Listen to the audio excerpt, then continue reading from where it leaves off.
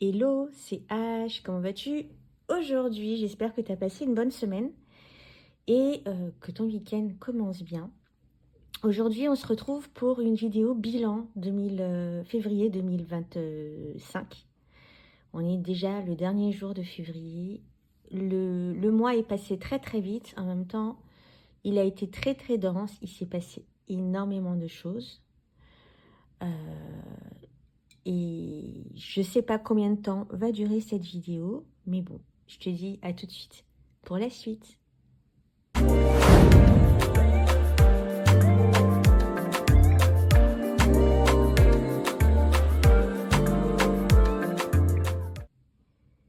Alors, pourquoi je dis toujours alors? Alors, et voilà, ce sont mes mots. J'ai énormément de choses à te partager aujourd'hui. Par quoi on va commencer? Ah oui, déjà, je voudrais remercier les nouveaux abonnés qui sont ici. Merci beaucoup à vous de vous abonner. Merci pour vos commentaires, merci pour vos likes. Ça me touche énormément. J'ai une toute petite chaîne depuis bientôt 3 ans qui a du mal à monter. Non, elle monte tout doucement. On va pas être négatif. J'ai pas commencé à chouiner, me plaindre. C'est pas du tout le propos. Et j'aimerais vraiment, vraiment pouvoir monter très très vite parce que j'ai tellement de choses à vous partager par ici. Et donc je vous remercie à ceux qui venaient d'arriver. N'hésitez pas à commenter, à partager, à liker. Moi, je réponds à tous les commentaires. Ici, c'est chez moi, mais bienvenue chez moi. Faites presque comme vous voulez. Quand même, on va garder des petites limites. Et en tout cas, merci à vous. Voilà, donc c'était pour les remerciements, parce que franchement, voilà, il faut quand même remercier les gens qui nous soutiennent. Et les auditeurs réguliers, c'est hyper important. En tout cas, pour moi, ça l'est. Voilà, chose dite, chose faite. Je voudrais te parler d'autre chose aussi. J'ai cette petite bougie que m'a offert ma petite nièce, trop mignonne, qui sent bon déjà. Et je voulais te partager aussi ce paquet que j'ai reçu. J'ai reçu une boîte. Coffret, il est où ce coffret? C'est le petit moment de publicité pour une copine. Instagram, Sistrom Ritual, c'est un coffret. Alors attends, j'ai peur de tout cramer et de tout renverser. Je suis une Miss Catastrophe. C'est un coffret dans lequel est arrivé cette tisane là que je suis en train de boire.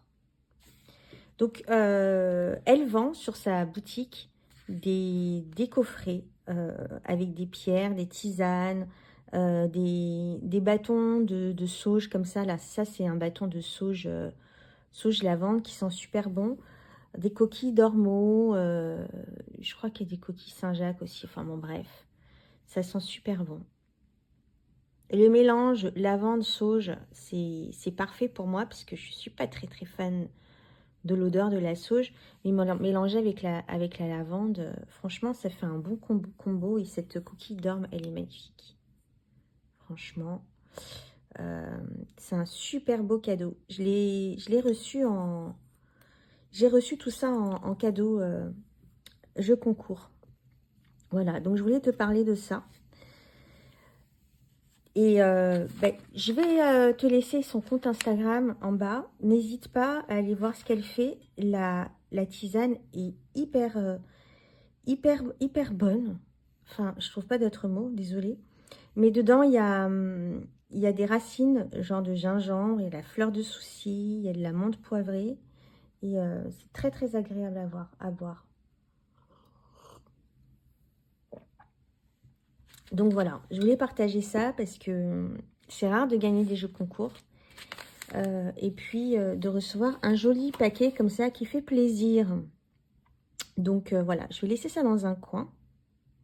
Je vais faire attention de ne pas brûler ma coquille parce que j'ai l'impression que j'ai déjà fait un pet là. Je ne sais pas si c'est le bon endroit pour mettre mon fagot de sauge. Toujours mon petit scarabée avec moi. Donc voilà, ce mois-ci, j'ai été quand même plus régulière dans ma pratique, dans le sens où j'ai pas mal joué avec mes cartes. J'ai eu un nouvel entrain là pour jouer avec mes cartes, ce que j'avais un peu perdu ces derniers temps. Et j'ai pu redécouvrir certains jeux que j'avais déjà, découvrir des nouveaux jeux que j'ai reçus en fin d'année. Et puis, je vais te montrer aussi les nouveautés qui sont rentrées dans ma collection ce mois-ci. Des tarots avec lesquels j'ai pas mal joué aussi. Je te dis jouer, mais pas travailler avec, parce que pour moi, le tarot reste hyper ludique, même si, bon, on peut détricoter certaines situations difficiles et tout. Ça reste à la base des jolies cartes avec des visuels qui nous plaisent. Et on achète des jeux en fonction de nos goûts et de nos couleurs. Donc voilà. Je vais commencer par parler de cette semaine, de ce que j'ai fait ce mois-ci, pardon. Ce mois-ci, alors j'ai visité le musée de la carte à jouer en début de mois, il me semble, fin janvier ou début de mois, plutôt début de mois de février. Je t'ai fait une jolie vidéo que tu peux découvrir. Je mets le lien dans la barre de description si tu ne l'as pas vu. Et j'ai visité aussi la conciergerie. La conciergerie. Et je vais te laisser avec quelques images ici. J'ai pas fait un vlog à part parce que j'ai beaucoup moins d'images, mais je te laisse avec tout ça. Et on en reparle juste derrière. À tout de suite. Je t'emmène avec moi à la conciergerie, toujours accompagnée de Virginie, pour découvrir ce palais qui a été construit sur l'île de la Cité. Le premier palais des rois de France, qui a été construit au Xe siècle. Là, tu vois, on a hérité d'une tablette en réalité augmentée. On pourra voir en réel comment était habité le château. Donc là, direction les cuisines. On a un long couloir comme ça avec ces grandes grilles royales. Et on rentre dans cette gigantesque cuisine qui a 4 foyers énormes où ils faisaient cuire tout type de volailles et d'animaux pour des banquets gigantesques comme on a pu voir tout à l'heure sur la tablette. Ils faisaient laquer des canards. Non, je rigole, mais il devait faire une chaleur infernale dans cette cuisine. T'as vu la hauteur sous plafond? C'est énorme, énorme. Là, il y a un aperçu des perdreaux cuisant dans le foyer. Là, c'est une vision, enfin, un panorama du château à l'époque. C'est dommage que ça n'existe plus comme ça. Aujourd'hui, ça a fusionné avec le palais de justice qui jouxte la conciergerie. C'est devenu la conciergerie à la Révolution française. À un moment donné, ça a été plus ou moins abandonné. Ça a eu plusieurs utilités. Tu as vu l'espace? Ça, c'était l'espace où il y avait les banquets. Là, tu peux voir un petit peu dans la reconstruction, la restructuration, je ne sais pas comment on dit. Là, on va rentrer bientôt dans la salle, le palais de justice de l'époque, on va dire. L'endroit où il y avait les jugements de la Révolution. Donc c'est une grande salle comme ça qui apparemment a été coupée. De l'autre côté, là, derrière les panneaux, il y a le palais de justice actuel. Et là, on voit la reconstitution. La reconstitution, pas reconstruction, je retrouve mes mots. Du jugement, enfin du jugement de la Révolution, c'est ça. C'est là qu'ils jugeaient les personnes et qu'ils décidaient de leur couper la tête ou pas. C'est horrible en fait de se dire ça. tu vois. C'est là aussi qu'a été jugée Marie-Antoinette. Là, on va rentrer dans la partie... On passe d'abord par la boutique, bien évidemment, avec tout plein de tentations. Et on va rentrer dans la partie où étaient emprisonnés... là où il y avait les cellules de la Révolution française, en fait. Les personnes étaient enfermées là de manière passagère. Marie-Antoinette est restée quelques mois quand même.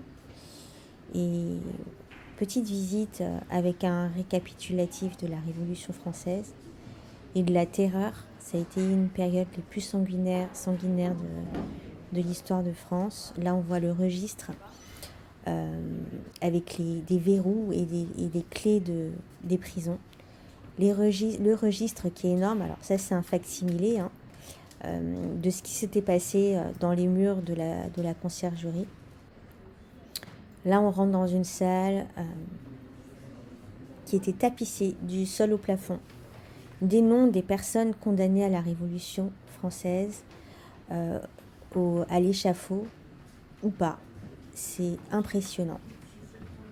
Toutes les personnes en rouge ont été décapitées et les autres ont été relaxées.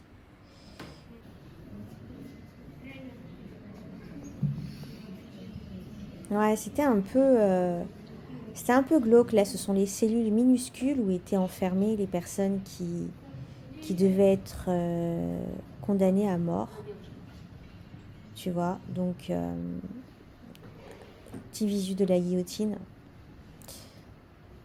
Ouais, c'était vraiment une structure très solide où a été aussi décapité Robespierre, qu'on voit là rapidement, qui a été l'instigateur de la terreur.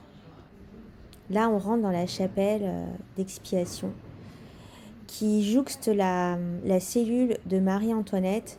Il faut savoir que cet endroit-là a été restauré sous Louis XVIII au retour de la monarchie, après la République, après l'épisode de la Terreur, etc.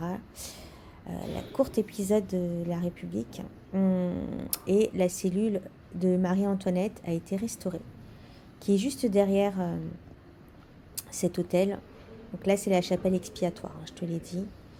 Donc, on rentre dans la cellule qui a été, je pense, depuis restaurée, parce que elle paraît plus petite que ce qu'elle était réellement, quoique l'endroit est très petit. Donc, tu vois, en l'honneur de Marie-Antoinette, ils ont repeint les murs en rouge, en bleu, ils ont mis des fleurs de lys de la royauté un peu partout. Il y avait énormément de monde. Là, j'essaye d'éviter les visages des personnes. Et donc à cet endroit-là, il y avait son bureau, sa commode et son lit. Voilà, c'est dans cet endroit-là où elle a passé ses derniers jours. Quelques tableaux où figure Marie-Antoinette. Là, ce sont les derniers objets de Marie-Antoinette. Son dernier fauteuil. On a quelques portraits, des explications historiques sur ces derniers jours, comment elle a été jugée, avec une histoire pas terrible. Bon. On continue sur les derniers objets de Marie-Antoinette, son chapeau, son fichu, ses aiguilles à tricoter, sa chaussure. On ne sait pas si c'est les dernières affaires qu'elle portait sur son échafaud ou pas.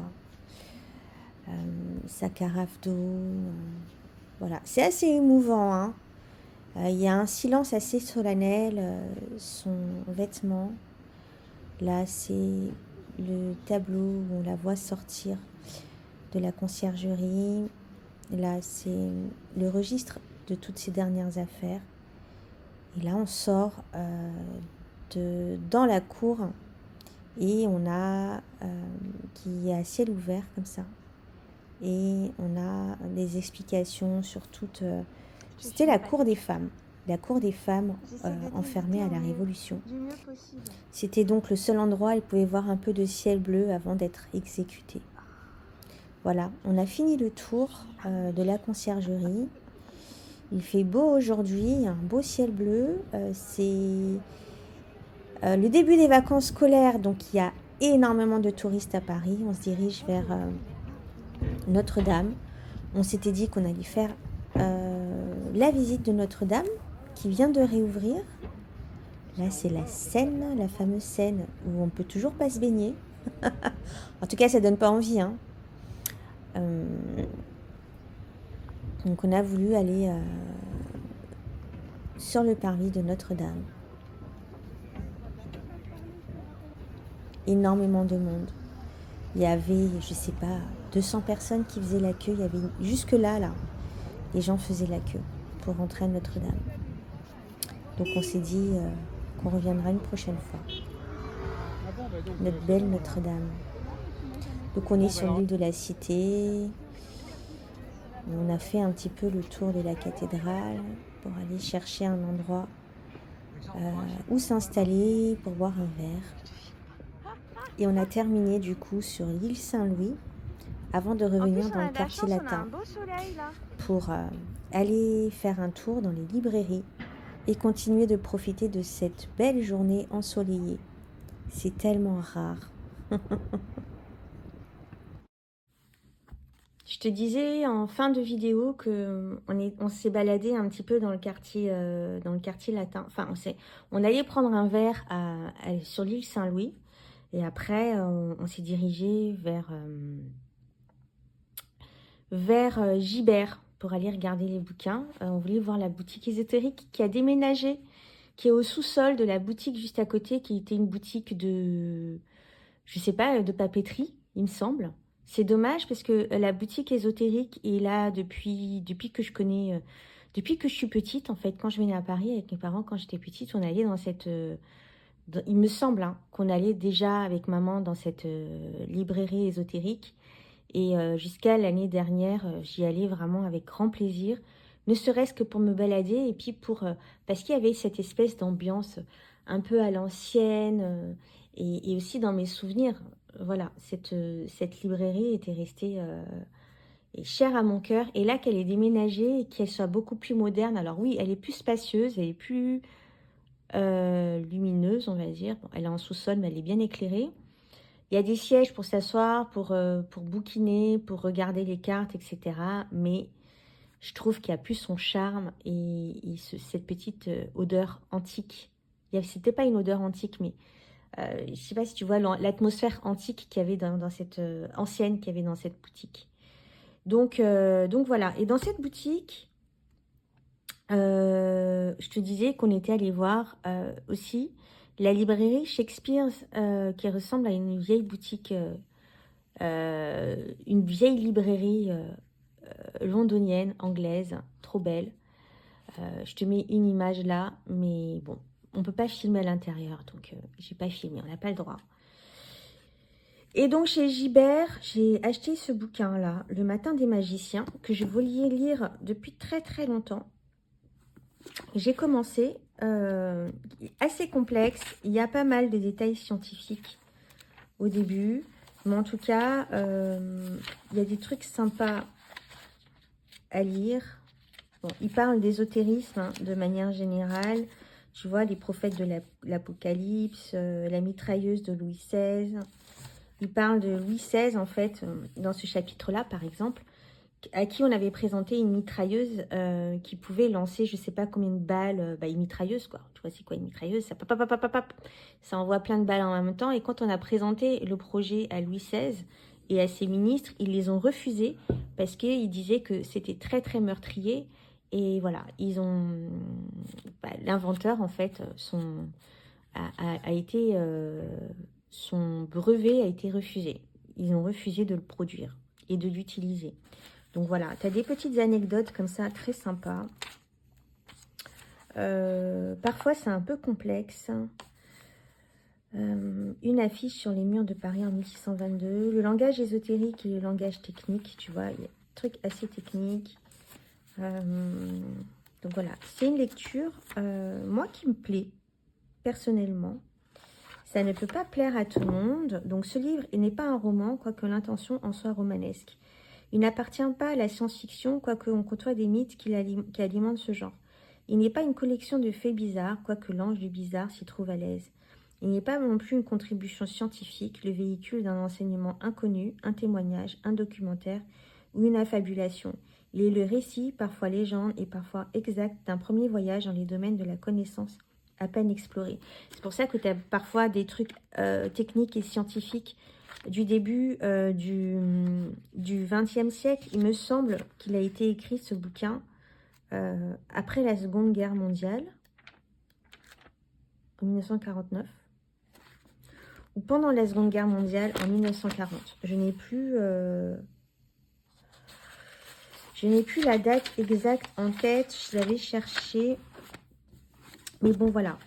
C'est un bouquin intéressant pour toute personne qui aime l'ésotérisme. Je pense que c'est un classique à lire. Donc, Le Matin des Magiciens, bien sûr, que j'ai acheté d'occasion. J'aime bien aller chez Gibert parce que tu déniches des pépites d'occasion à prix raisonnable. Donc, voilà, ça, c'est la lecture du mois. Ensuite, on va passer, bien sûr, au tarot. Alors, ce mois-ci, je ne sais pas pourquoi je vais dire cette semaine.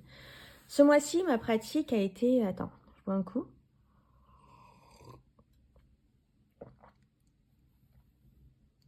Elle a été toujours autour de la recherche de la Kabbale. On a un gros bouquin là. Donc en fait, j'ai ressorti le Tarot of the Spirit. Enfin, j'ai ressorti. Bon, pour être honnête, je l'avais ce tarot que j'ai revendu et que j'ai reacheté parce que j'avais ces livres que je voulais explorer et du coup, je me suis dit, bah, attends, cocotte, il te faut le tarot quand même. Donc, ces deux gros... Alors, celui-là, c'est le guidebook exact du tarot. Donc, on a une petite méditation, du divinatoire, voilà. Et on a une page et demie pour chaque carte. Un peu plus pour les arcades majeures, il me semble. Bon, elle parle un peu. Alors, l'autrice, c'est Pamela Ekins. Je suis désolée si j'écorche son nom. Et le tarot a été peint par sa maman. Donc, c'est un projet de famille. Elle raconte toutes deux leurs histoires. Alors, la fille, elle est plus dans l'ésotérisme que la maman. Elle raconte un peu de sa vie dans le début du bouquin. Et celui-là, alors, c'est un gros bébé. Hein. Donc, il parle... Je l'ai fait tomber, il s'est plié. Je suis trop triste. J'aime pas quand j'abîme mes livres. Donc, on rentre un peu plus en profondeur dans l'étude de la Kabbale, dans ce livre-là. Elle raconte un petit peu son histoire et l'histoire de sa maman. Comment elle en est arrivée à enseigner le tarot. Et aujourd'hui, elle a des vidéos hyper intéressantes. Elle a une chaîne sur YouTube que tu peux aller regarder où elle parle d'ésotérisme. Elle parle de... Elle a, tu vois... elle enseigne des mystères ésotériques de l'Ouest. Voilà. Les mystères de l'Ouest. Donc, c'est un tarot qui a été fait dans un but spirituel et non pas divinatoire. Toutes les deux ont grandi dans une famille franc-maçonne. Tu vois, elle dit j'ai été affiliée aux écoles de mystère, à l'école, aux traditions des mystères de l'Ouest toute ma vie. Mon père était maçon, ma mère, le frère de ma mère était au 33e degré de la maçonnerie. Le père de maman a été un maçon également. Voilà, sa grand-mère aussi. Et elle a été une rainbow girl, une fille arc-en-ciel. J'imagine que c'est un grade, enfin, c'est une... pas un grade, mais c'est un titre qu'on te donne chez les maçons. Et elle était étudiante de la Kabbale. Voilà, d'où toutes ses connaissances et son... Enfin, je trouve qu'elle est très... c'est très spirituel, on tourne autour de la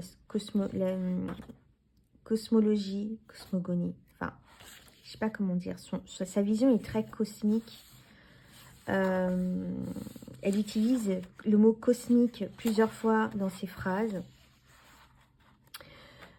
Mais ça ne me dérange pas. Je trouve ça hyper intéressant. Donc là, elle parle de tout. Elle fait un résumé de toutes les... Est-ce que tu vois? Elle fait un résumé de toutes les séphirotes. Elle parle des 4 éléments de la suite. Ensuite, elle parle de chaque arcane. Par exemple, on va prendre une arcane majeure. Là. Tu vois, donc la grande prêtresse, on a comme ça un petit poème. On a the key, la clé de la grande prêtresse. On a des mots-clés. Elle parle de la grande prêtresse. Les enseignements.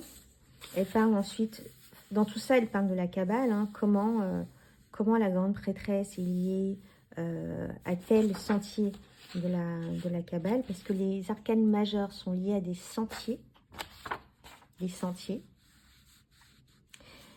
Les arcanes majeures sont liés à des sentiers et les arcanes mineures sont liés aux séphirotes. Voilà, ça, je t'expliquerai tout ça dans ma future formation qui sortira un jour. Voilà, donc c'est un livre hyper intéressant. Donc moi, mon petit rituel, je le fais pas tous les jours. Et je l'utilise aussi pour interpréter, pour aller voir ce qu'elle dit. Même si je n'utilise pas son tarot, je n'utilise pas son tarot exclusivement avec son livre. Je vais y arriver. J'utilise d'autres tarots aussi par curiosité. Je vais voir ce qu'elle en dit. C'est hyper intéressant d'avoir une vision kabbalistique de chaque arcane. C'est hyper intéressant. Moi, bien sûr, tu me connais, ça me passionne. Et je vais te montrer son joli tarot. Donc, elle a une chaîne YouTube, comme je t'ai dit. Et donc, le tarot, il est dans une top box, comme ça. Hop. On a un... C'est ça que je cherchais. On a un petit livret blanc que je n'ai pas lu parce que j'ai les bouquins, donc voilà. Et j'ai une affinité particulière. Alors, je ne sais pas pourquoi je l'avais vendu une première fois. Comme quoi, tu vois, les goûts changent. Je le trouve, moi, il me... un peu comme... Après que j'en fasse une vidéo comparative avec le tarot de Thoth, ce serait sympa. Il y a dedans une carte transparente comme ça, avec les sentiers, les séphirotes. Et donc, apparemment, je suis dans le bon sens, oui. Apparemment, on met la carte au-dessus et on voit... Alors, le magicien, pour moi, c'est Keter à Bina. Donc, ouais. On peut superposer les cartes. J'ai pas trop compris comment fonctionnait son truc de superposer les cartes sur... la carte transparente sur la carte, parce que là, tu vois le fou. C'est ce sentier-là, de Keter à Okma. Et bon, je vois pas trop où est la correspondance. Mais bref. C'est un tarot qui me... Oh là là, j'adore ce tarot. Il est doux, il est d'une douceur. En plus de savoir que c'est sa maman qui l'a peint, j'adore les styles de peinture, le style d'art. c'est mes goûts personnels, hein, on aime ou on n'aime pas. Les arcanes mineurs sont pips un peu. Donc le 4, elle a renommé les arcanes mineurs. Donc l'eau, enfin l'eau. Les coupes, c'est l'eau. L'air, c'est le vent, wind. Ensuite, les bâtons, c'est fire, le feu. Les 4 éléments, hein, je l'ai déjà dit. Et les pentacles, c'est earth, la terre. Et les cavaliers deviennent les brothers. Et les pages sont les sisters. Les sisters ou les daughters? Je crois que c'est les daughters. Ça, c'est la carte de présentation qui n'a rien à faire là. C'est les daughters, la fille. Non. Brother, donc la brother, donc ça va être sister aussi. Donc bref, ce sont des petites decks comme ça, regarde. Un cavalier de feu. On sent vraiment le feu, on sent vraiment les éléments dans sa carte. Ça me fait penser parfois au... Oh, que j'ai plus... Tu vois, je fais des trucs, je vends des jeux et après je me dis, mais pourquoi je l'ai vendu? Le Margaret Peterson, que j'ai adoré, que j'ai vendu. Ouais, je sais pourquoi je l'ai vendu, parce que j'avais trimé, j'avais découpé les bordures blanches et j'avais envie de le revoir avec les bordures bordeaux, la nouvelle édition, hein, parce que moi je l'avais avec les bordures grises que j'aurai un jour, que je vais racheter un jour, parce que c'est un jeu absolument fabuleux. Bref. Donc, on a des pipes comme ça, qui sont, pour moi, hyper parlantes. Le 2 de bâton. Le 2 de bâton. Excuse-moi, je me suis perdue. Donc, voilà. C'est un jeu avec lequel j'ai immédiatement connecté. Reconnecté, puisque je n'avais pas connecté avec la première fois. D'ailleurs, je l'ai vendu. Je l'aime beaucoup. Je l'aime beaucoup. Ce mois-ci, j'ai reçu plein de jeux que j'aime beaucoup. Donc, review ou pas? Je reviens encore avec mes histoires de review. Le set de pentacles, tu vois, il est intéressant ce set de pentacles. On a une pyramide. On a donc, comme la carte du Rider-Waite-Smith, on a un peu de verdure là.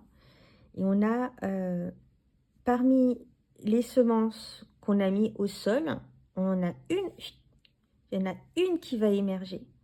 Et celle-ci, il va falloir en prendre soin et puis lui donner les engrais et les nutriments nécessaires pour qu'il puisse arriver à floraison comme ça. C'est intéressant. C'est mon interprétation personnelle. Mais je passe un peu de temps avec ce tarot-là, donc évidemment, il me parle. La carte de la force, là, on a les serpents de la Kundalini, on a la personne qui tient la Kundalini dans les mains. Elle est au milieu des 2 colonnes. C'est ces 2 colonnes-là qu'on trouve dans la carte de la grande prêtresse en temps normal. Et je crois qu'elle est dans ce tarot, dans la carte de la grande prêtresse aussi. C'est intéressant, ce type d'interprétation de la carte de la force. Évidemment, la Kundalini, c'est une montée de force. C'est une montée de force spirituelle, une élévation de la conscience, un éveil. Et aujourd'hui, je pense que aujourd'hui, dans le monde dans lequel on vit, avec toute l'actualité qu'il y a, on en parle de l'actualité. De 2025, c'est un truc de fou. Hein. Franchement, c'est un truc de fou. Je savais que le monde était fou. Je savais qu'il existait des dingueries. Parce que je suis éveillée sur plein de choses. Ce qui ne fait pas de moi une personne extraordinaire. Ou tu vois, pas du tout. Mais il y a plein de sujets qui m'intéressent. Qui n'intéressent pas d'autres personnes. Parce qu'ils peuvent juger les sujets conspirationnistes et complotistes. Il faut dire qu'aujourd'hui, ceux qu'on appelle les complotistes... qui ont été débunkés par les fact-checkers pendant des années, aujourd'hui, tout ce qu'a dit les conspirationnistes et les complotistes s'avère vrai. Donc en fait, pour moi, complotiste, c'est Aujourd'hui, on peut le voir hyper à la négative, comme non. Mais pour moi, ce sont des personnes qui ont la force, justement, d'ouvrir les yeux. Parce qu'il faut être courageux et il faut être fort pour ouvrir les yeux face aux vérités de ce monde, parce que les vérités sont pas belles du tout à voir. C'est de la merde. C'est très moche, c'est très laid. Et il existe des choses qui sont pas entendables en tant qu'humain, avec les qualités humaines, d'amour, de partage, de don de soi, de générosité, et puis faire du bien à son prochain, tu vois. La réalité du monde est toute inversée. La réalité du monde, dans le monde dans lequel on vit, les valeurs sont inversées, tout est inversé. Donc, et pour pouvoir le voir et ne pas avoir peur, parce que quand tu prends conscience de certaines choses qui se passent réellement dans le monde, de ce qui t'entoure, tu te retrouves dans un seau de merde et ça peut devenir très anxiogène et tu peux te dire vite, oh, je ferme la porte et je veux pas voir la suite parce que ça fait trop mal. Donc quelque part, cette montée de Kundalini, cet éveil demande de la force et c'est pour ça que je trouve cette carte très exacte. Voilà. Nous vivons dans ce monde-là où on est pieds et poings liés. Et pourtant, tu vois,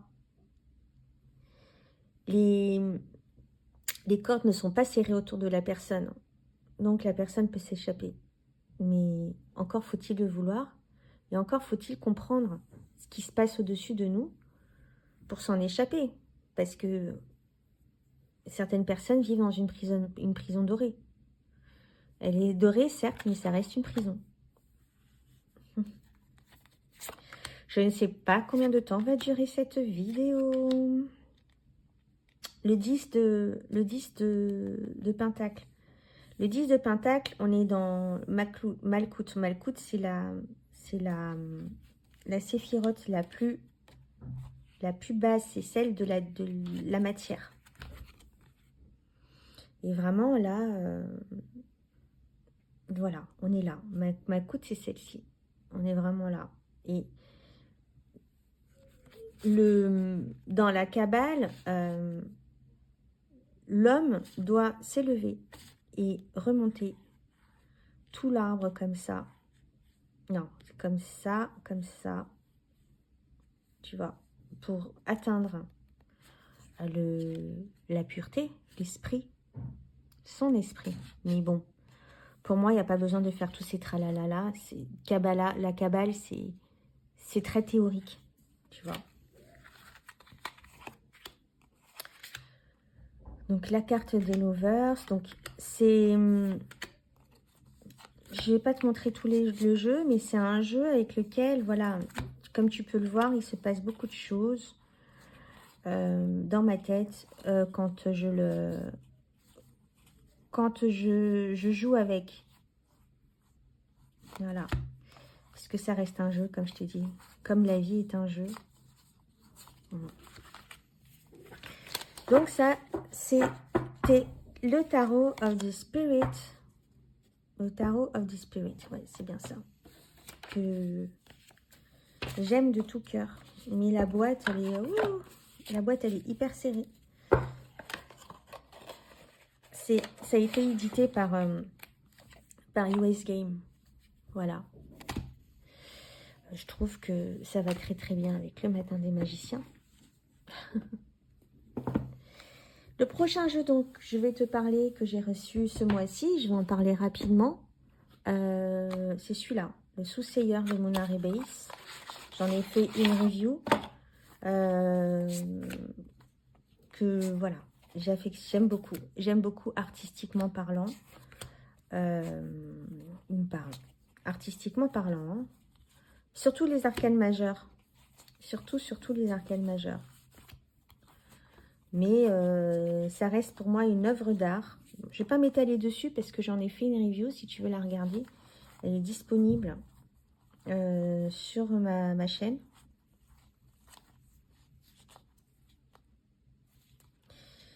C'est un chouette tarot que j'ai acheté au musée de la carte à jouer, qui est issu d'une exposition de Mona Rebeis qu'elle a fait à la Biennale de Venise en 2022. Une exposition qui s'appelle Les Miroirs de l'âme. Donc elle a fait les 22 arcanes majeures qu'elle a exposées dans une église. Et elle a fait toute une performance autour hyper intéressante. Si tu veux en savoir plus, va regarder ma vidéo. Je vais mettre le lien dans la légende aussi, dans la description.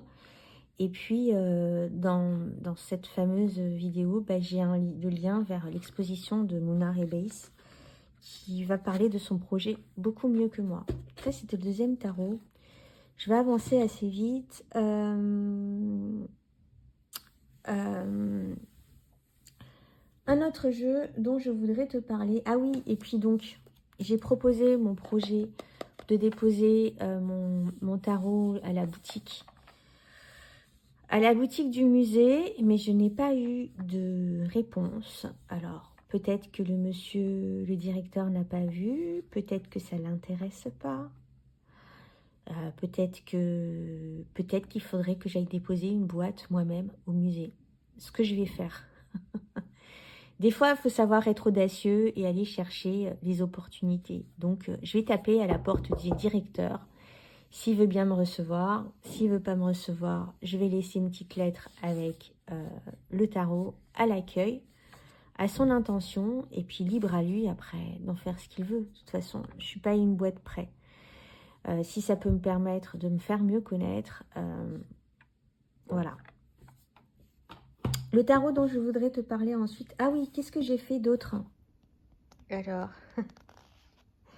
j'ai passé quelques temps à découper ce jeu-là que j'avais acheté justement pour le découper. Ça fait un bail et j'avais pas pris le temps de le faire. Et donc le résultat, c'est magnifique. Franchement, je vais laisser les coins pointus comme ça. Alors après, c'est chiant à ranger dans une pochette, mais je pense que je vais prendre un de mes fameux foulards que tu connais ou que tu connais pas. Alors attends, je vais te montrer.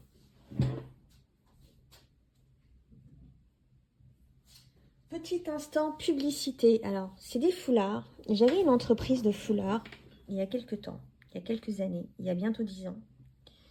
Il m'en reste quelques-uns et du coup, moi, je les utilise pour emballer mes jeux. Alors, je te montre rapidement comment je fais ça.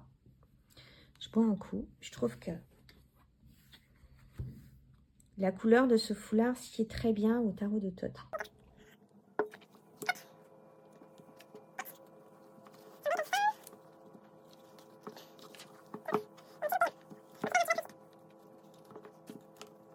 Ces foulards sont disponibles sur ma boutique Bitcartel, que tu trouveras dans le lien en description, pareil.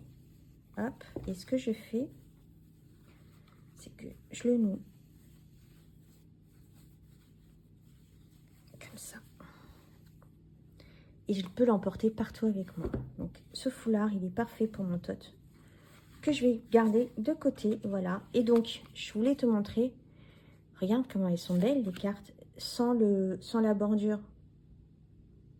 Il y a vraiment une autre dimension hein, du jeu, sur le jeu. Mon Thoth chéri.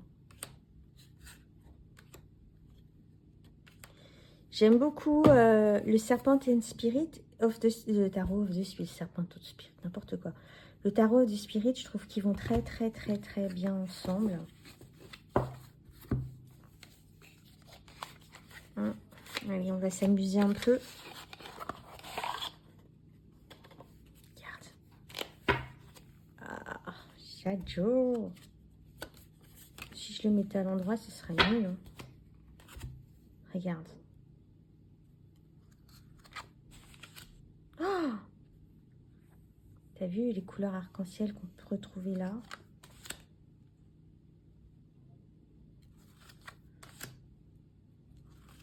Un peu moins.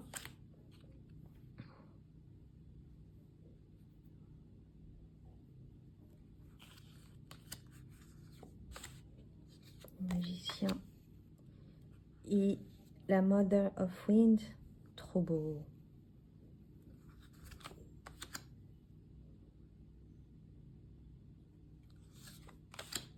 Ce serait bien d'avoir un autre jeu comme ça que je puisse découper, mais après le tarot il serait trop petit. Moi j'aime bien les grandes cartes.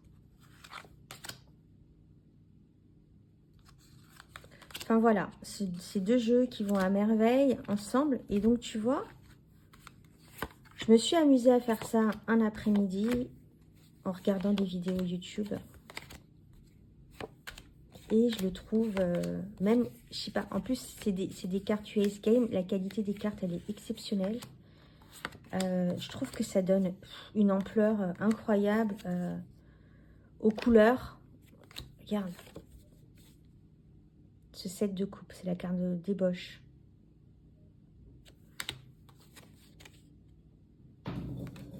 Ça donne de la valeur encore plus au jeu. Donc voilà, j'ai fini par faire comme tout le monde. En plus, ce jeu-là, ça fait 2 ans que je l'ai acheté pour le découper, mais j'avais pas pris le temps de le faire. Chose faite. On va mettre ça là. Oups. Voilà, j'ai fait ça. L'autre jeu dont je voudrais te parler, c'est le Goddess of Love Tarot. Gros coup de cœur aussi pour ce jeu.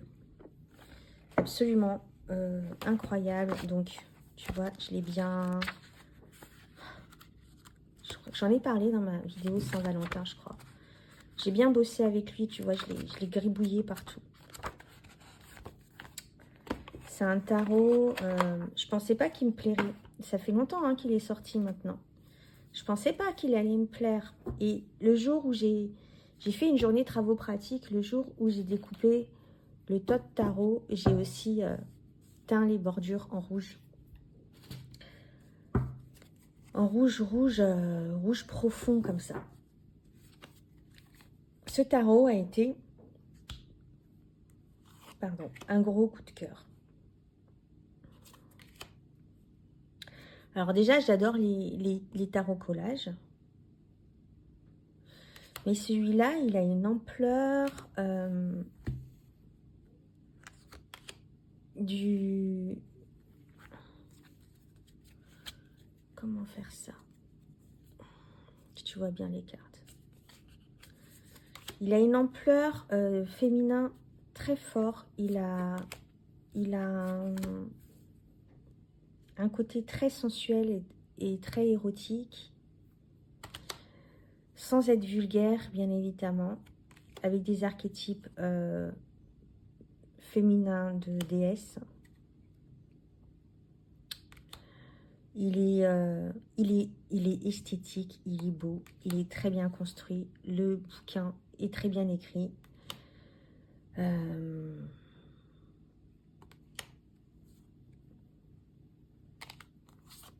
suis amoureuse. Je suis amoureuse de ce tarot. Vraiment, mais réellement. Je l'ai depuis début février et je l'utilise régulièrement. Très régulièrement. Il est très empouvoirant, ce jeu. Petit coup de mou, hop, tu tires une carte, tu tombes dessus. Oups, ça te remonte le moral.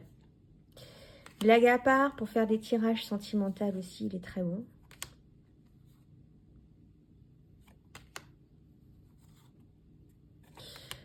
Comme je te dis, il y a des déesses de diverses mythologies. Là, on a la déesse Kali, bien sûr, que tu as dû reconnaître. Elle est souvent représentée dans la carte de la mort, d'ailleurs. Là, on a Bastet, il me semble, si je ne me trompe pas. Je ne les connais pas bien, les déesses égyptiennes, à part Isis, Hathor, Thoth et Osiris. Je suis un peu paumée. Si, quand même, je connais Anubis, bon, bref. Mais je sais pas qui, je crois que c'est Bastet. Mais Bastet, c'est pas un chat. Mais bon, ça reste un félin. Bref, regarde, attends. Ça me stresse là, faut que je sache. Le sun, soleil.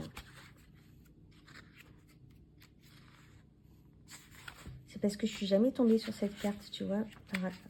Ah si, le jugement, non, je suis jamais tombée sur cette carte. C'est peut-être pour ça que j'ai pas. Sekhmet. Sekhmet.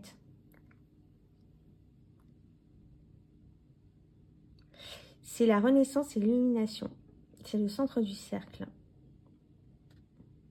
Tu vois, le soleil représente le nouvel éon, le nouvel... comment on dit éon éon, en français. Qui a été séparé, purifié, recombiné et repurifié encore. La goddess égyptienne Sekhmet, tête de lion, la déesse de la luxure, du sang, de la rage divine. Tu vois, c'est intéressant. Donc on parle de guerre, on parle de purification, on parle de passion, on parle de luxure dans cette carte. Donc en fait, c'est une vision très féminine, très divine, féminine, de pouvoir. On parle beaucoup de sexualité, on parle beaucoup d'amour de soi, de mise en valeur de soi dans ce jeu. Voilà, moi je l'adore. Réellement, hein. Tu vois, il a ce petit truc érotique là, mais pas du tout dans la vulgarité. Pas du tout dans la vulgarité, mais vraiment en toute... c'est la vie, quoi. C'est la vie, hein. Les relations humaines, l'érotisme, le rapport charnel avec l'autre. Faut pas le renier, mais pour moi, il y a des manières de faire. J'ai vachement évolué sur cette question de relation, de couple, d'amour dans le couple et surtout de sexualité. Pour moi, c'est un acte sacré, tu vois. Avant, j'aurais été plus dans le truc de mon corps, mon choix. Oui, ok, mon corps, mon choix. Mais mon choix de respecter mon corps comme un temple. Mon choix de faire de mon corps un espace sacré où je n'accueille pas n'importe qui. C'est pas mon corps, mon choix, où allez hop, toi tu me plais, voilà, il y a une petite alchimie entre nous deux et bim bam boum, salut, au revoir. Non, ça se passe pas comme ça. Aujourd'hui, quand j'étais plus jeune, j'aurais pu voir les choses comme ça. J'ai pu voir les choses comme ça, d'ailleurs. Mais aujourd'hui, je vois les choses de manière plus... C'est comme la Kundalini, c'est comme la montée de la Kundalini, c'est comme deux serpents qui se rencontrent et qui s'entrelacent pour créer une espèce de synergie, une espèce d'énergie, voilà, qui crée quelque chose. Vous créez quelque chose à deux, vous êtes plus puissant à deux, mais il faut choisir la bonne personne. Et il faut voilà, the void, la voie, voilà, se suivre. Faut être sur la même longueur d'onde. Le void. La même longueur d'onde, il faut s'aligner sur beaucoup de choses. S'aligner au niveau des pensées, mais au niveau sexuel aussi. Si ton partenaire voit la sexualité comme un truc bestial, il n'y a pas de problème à avoir un truc tant qu'il y a du consentement, mais et encore, c'est quelque chose que je ne perçois plus comme ça. De manière... toi, tu as un bout de viande et il est là pour satisfaire... tu es là juste pour satisfaire ses besoins. Ou toi, la personne est là en face de toi pour satisfaire tes besoins. Ça va dans les deux sens. C'est pas quelque chose pour moi aujourd'hui qui... comment dire, qui sert les êtres divins que nous sommes. Nous sommes des temples, nous sommes des véhicules qui accueillons notre part divine, tu vois. Donc, il faut qu'on voit notre corps comme un temple et non pas comme un bordel où les gens ils rentrent et ils sortent, tu vois. Après, je ne juge personne, chacun voit midi à sa porte, chacun a sa sexualité, etc. Et bah, moi, ce jeu-là, en fait, me ramène à vraiment ce côté sacré du féminin, du pouvoir que nous avons en tant que femmes. Oui, il faut avoir du plaisir, oui, il faut jouir, oui, l'orgasme n'est pas un tabou, d'accord, mais faut le faire dans des conditions qui sont propices à l'élévation. Je vais un peu loin dans ma réflexion. Je ne sais pas si tu me suis ou pas. Enfin bon, bref, je suis allée un peu loin, désolée. Et propice à l'élévation et au respect aussi de soi. Parce que avant tout, on parle de respect. Le respect de soi. Bref. Je voulais te parler d'un autre jeu aussi, avec lequel j'ai encore 2-3 trucs à te présenter. Alors, moi j'ai ressorti ce jeu-là, qui est le... Bordel sur ma table. Le Tantric Dakini Oracle, cette grosse boîte-là, qui est un jeu que j'ai depuis plusieurs années, avec lequel j'ai un peu bossé, tu vois, parce que il y a un peu d'écriture dedans, donc j'avais relayé dans un coin, et que j'ai ressorti là pour travailler. J'aime pas ce mot travailler.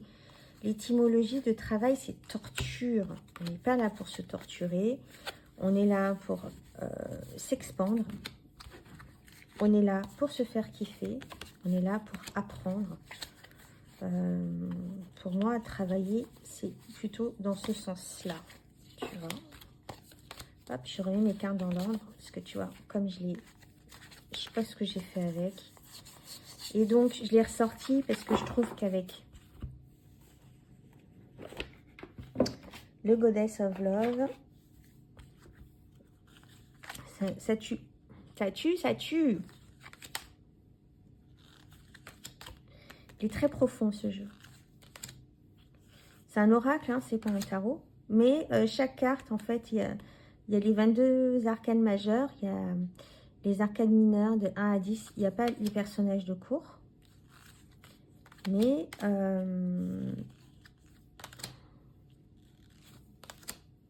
il est assez atypique. En plus, c'est des collages analogiques comme celui-là. Et c'est un jeu que j'ai ressorti parce que je trouve aussi qu'il va très bien avec celui-ci.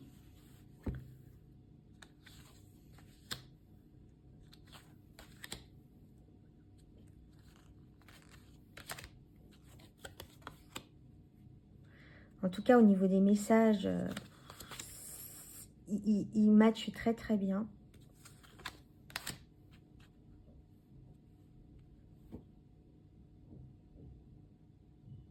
C'est une beauté.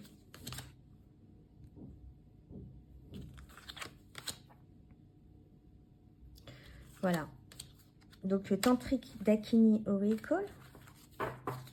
Là, j'attends un jeu, mes amis, qui va être une tuerie avec celui-là.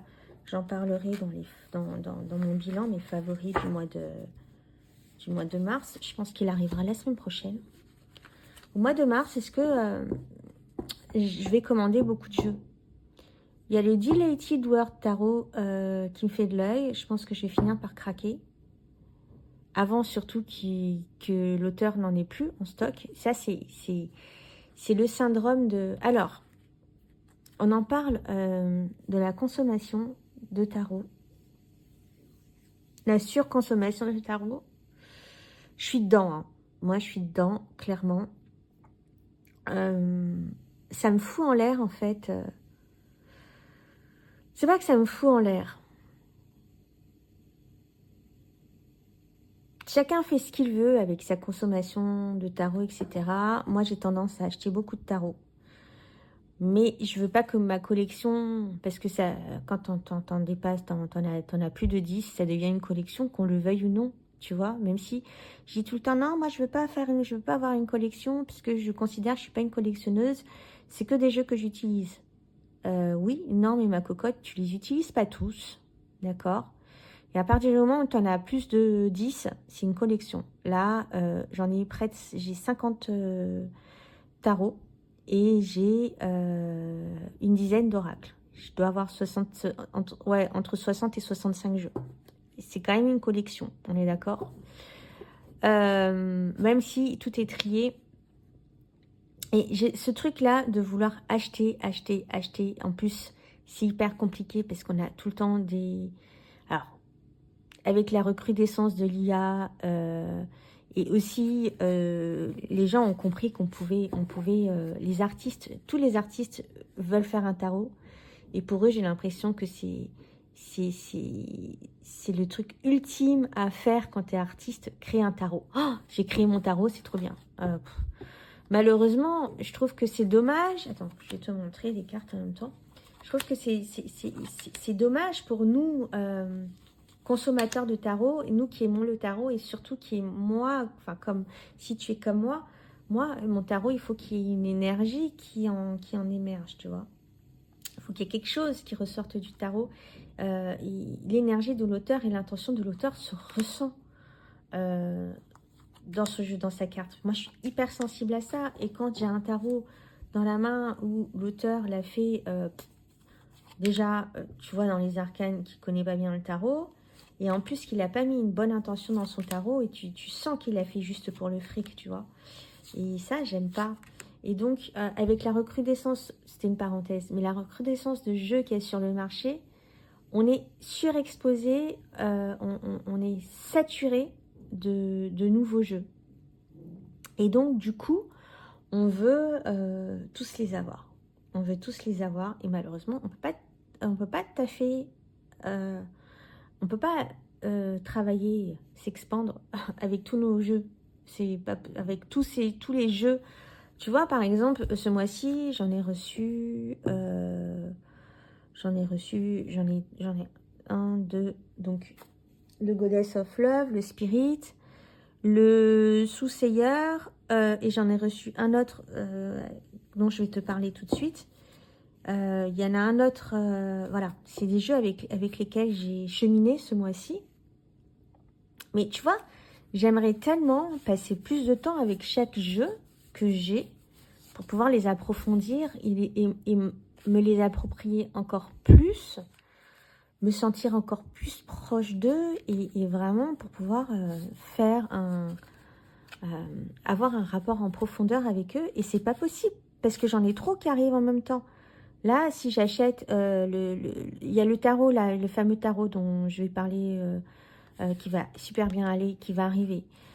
Si j'achète le Dilated Tarot qui va arriver. Il y a un autre oracle, un mass market, que j'aimerais m'acheter aussi. Quand est-ce que je me lie vraiment avec un jeu? Et en fait, si je prends du temps avec un jeu, ben, je ne suis pas concentrée parce qu'il y en a un autre qui m'appelle. Ou alors, j'ai vite, j'ai envie de bosser avec l'autre. Tu vois, voilà. Donc, et puis, toutes ces chaînes, j'ai l'impression que j'ai l'impression qu'il y a des personnes qui ont des chaînes, qui passent leur vie à acheter des tarots et qui te font des vidéos toutes les semaines en disant « Ah, All Tarot » ou « Ah, mes derniers achats ou les derniers arrivés dans ma collection » et qui t'en présentent 5-6 toutes les semaines. Je crois que j'ai un problème avec ça. Ça reste une de mes ombres. J'ai un problème avec ça, parce que même si j'ai ce comportement-là parfois, ça reste un problème pour moi. Cet hyper-consumérisme de tarot.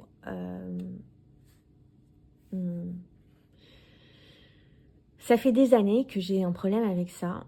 Il y a des fois, je me dis, c'est pas grave, même si tu as 300 jeux, ce qui n'est pas le cas, c'est pas grave. Et si tu en as 10, c'est pas grave. Chacun fait ce qu'il veut. Mais moi, ça vient régulièrement me titiller, quoi. Bref. Je sais pas combien de temps j'ai parlé sur ça.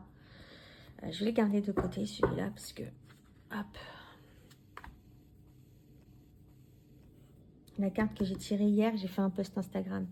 Un autre tarot avec lequel j'ai un peu cheminé ce mois-ci. Enfin, ce mois-ci, ça fait 3 jours. Hein. C'est le Exen 2.0 tarot. C'est un tarot assez atypique comme ça. Et donc l'oracle aussi que j'aimerais m'acheter, qui est un mass market, qui vient juste de sortir, qui n'est pas très connu pour l'instant. Donc si je l'achète, je te le présenterai, tu verras. C'est celui-là. Il est super bien avec celui-là. Et ce que j'aime avec ce jeu, bon, déjà il est assez complexe, hein, parce qu'on parle de cybernétique. C'est un jeu qui demande aussi du temps de compréhension, d'adaptation. Par exemple, pour le 5 d'épée, tu as Google. Voilà. J'ai pas mes lunettes, donc je vois rien. 1994, donc Google est sorti en 1914, qui a été créé from DARPA, je sais pas si... NASA, tu vois. C'est un jeu un peu conspirationniste, mais il n'y a rien de... Enfin, c'est le thé, enfin, il y a des gens qui vont te dire que c'est conspirationniste, mais il n'y a rien de conspirationniste, ce sont des faits avérés. D'ailleurs, c'est écrit noir sur blanc, il y a des conférences. C'est marrant, c'est très drôle, parce que quand il y a des choses qui se passent à Davos, par exemple, et qu'ils l'explicitent clairement dans Davos, et que c'est écrit noir sur blanc, qu'ils vont faire ça à la population, et qu'ils ont décidé ça, qu'ils ont un plan pour faire ça à la population. Et toi, tu vas venir dire ça à quelqu'un, ils vont dire « Ah, mais t'es conspirationniste, t'es complotiste, tu fabules. » Mais non, les gars, c'est des choses, c'est des faits qui existent. Soyez ouverts, hein, n'ayez pas peur d'affronter la réalité et sachez que beaucoup de choses ont été créées pour nous contrôler. Google a été créé par DARPA, alors DARPA NASA, je sais ce que c'est, US National Science Foundation, université, student. Et tu vas plonger un peu plus et tu vas comprendre en fait que tout a été créé évidemment pour venir manipuler nos pauvres petites cervelles de personnes. Attends, j'ai un problème. J'espère que ça continue à enregistrer. Oups, je vais vérifier ça tout de suite. Purée, ça fait 58 minutes que je parle. La vidéo, elle va faire 2 heures. Parce que j'ai pas fini. Hein. Alors, je sais pas si je vais pas la faire en plusieurs fois. Première partie, deuxième partie. Mais c'est pas grave. Si tu regardes pas jusqu'à la fin, tu reviendras. Ou si tu regardes pas, tu regardes pas. C'est pas grave. Donc, tout a été... ces grands de ce monde ont réfléchi les choses. Il y en a beaucoup qui ont créé des choses intéressantes comme Nikola Tesla, qui ont été réutilisées à notre insu. Pour nous manipuler. Tout est sur le net, les amis. Tout est à notre portée. Si tu fouilles, tu trouves MK Ultra. Tu vas voir c'est quoi MK Ultra. Oui, tu te dis comment un être humain peut faire ça à un autre être humain, mais ça existe. Pour moi, ce sont rien d'humain, ces gens-là. Donc, Business International Machine, tu vois ce que ça veut dire IBM? Est-ce que tu savais? Je viens de le voir. IBM and the Holocaust. Business International Machines. Ok. Les drones. Donc, c'est un jeu, voilà, qui mérite... Aldous Huxley, il a écrit Le meilleur des mondes. Je ne sais pas si tu l'as lu, Le meilleur des mondes, mais il a une vision, c'est un livre visionnaire. Pour moi, ces gens n'avaient rien de visionnaire. C'est juste qu'ils étaient peut-être au courant de ce qui allait se passer dans des dizaines d'années, qu'ils l'ont écrit dans les bouquins, ou alors ça a été écrit pour pouvoir guider inconsciemment nos consciences, parce que tu sais que nos pensées créent, et que si il y a des films et des séries qui ont été créés avec des scénarios catastrophes pour qu'on les regarde aujourd'hui, moi je sais que dans quelle intention étaient faits ces films, donc je les regarde avec conscience. tu vois, en sachant qu'est-ce qu'il y a, toute la manipulation qu'il y a derrière. Mais quand tu les regardes, quand tu vas écouter un artiste qui raconte des diableries, ton inconscient, il enregistre et inconsciemment, tu crées des choses. Tu crées. Et il y a un mouvement collectif comme ça de pensée qui va en grand nombre, qui va créer des événements, des événements, des gros événements, quoi. Et tout ça, s'ils font tout ça là, c'est bien. S'ils nous manipulent, c'est bien pour une raison, hein, parce qu'ils ont compris. Et tout ça, ce sont des savoirs ésotériques, ce sont des systèmes, ce sont des savoirs en fait qui sont cachés aux humains, parce que si les humains le savent, ils vont plus se faire manipuler. En tout cas, ils vont être conscients de la manipulation et ils vont faire tout pour s'en défaire. Mais c'est pas si caché que ça. Hein. Il faut juste avoir, comme je disais tout à l'heure avec la carte de la force dans le tarot of the Spirit, d'avoir le courage d'affronter les choses. Voilà. Et donc, là où ce tarot est intéressant, c'est que ben, il suffit d'aller... moi, je demande à ChatGPT.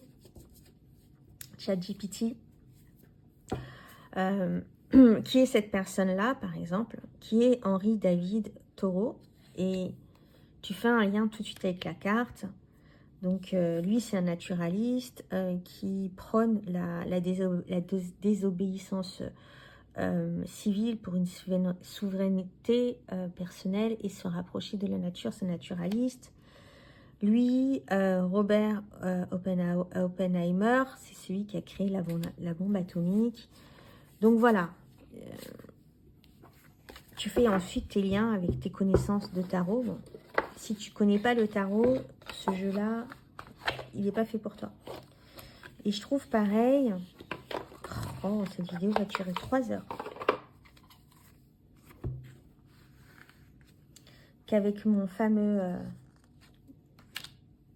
J'espère que tu vois... Ça s'est vachement... Il y avait un grand soleil ce matin et ça s'est vachement assombri. Je trouve qu'avec le tantrique d'Akini Oracle, il va avec tout. Hein. C'est un jeu multipotentiel. Et l'oracle aussi que je veux acheter va avec absolument tout. Tu vois, ça, ce sont des jeux, pour moi, ce sont des jeux intelligents. Ce sont des jeux où tu apprends des choses, ce sont des jeux où tu grandis, ce sont des jeux où tu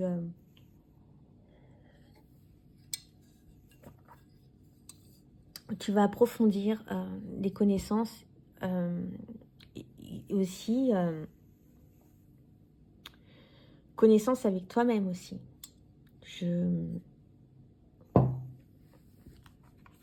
Alors, ma tisane, elle est toute froide.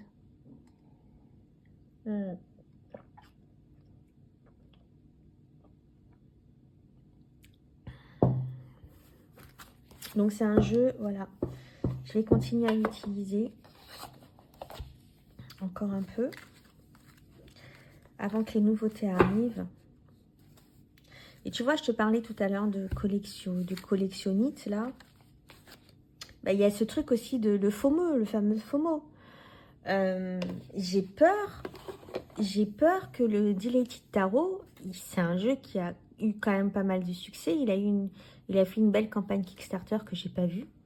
En même temps, moi, je back pas sur Kickstarter. Je l'ai jamais fait. J'ai jamais fait encore.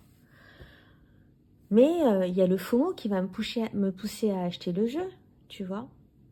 Ah oui, il y a aussi des jeux que je vais acheter sur... je vais en parler à la fin. Un autre jeu que j'ai reçu, que j'aime beaucoup, c'est Giulio. C'est le tarot de Giulio qui est adorable. Giulio, il a fait le Burning Tiger Tarot, qui est un collage tarot. Et j'aime beaucoup parce que, déjà, oups, je vais me brûler. C'est un collage. Les cartes, elles sont grandes. Elles sont grandes comme le tantrique d'Akini. Moi, j'aime bien les grandes cartes. Tu vois, par rapport à un tarot, on est sur des cartes plus grandes. La qualité, elle est top. C'est un mat comme ça. Les cartes, elles se shuffle trop bien. Après, j'ai des mains un peu petites. Donc,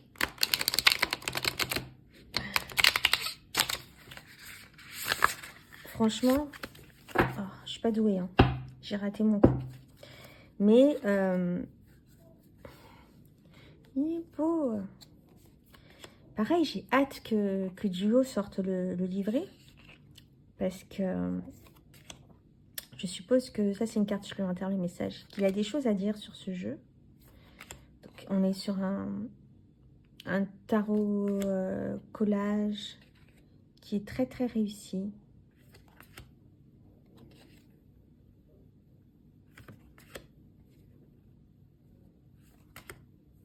Là, se coupe.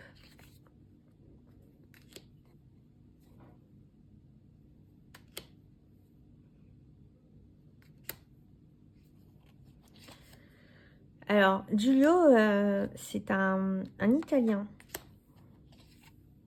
qui vient de Rome, a priori. Et je trouve dans ce jeu, c'est pour ça que je l'aime, je l'affectionne beaucoup aussi. Tu sais que je suis allée à Rome et que je suis allée au musée du Vatican. Est-ce que j'aurais pu faire un reportage au musée du Vatican? Je ne sais pas.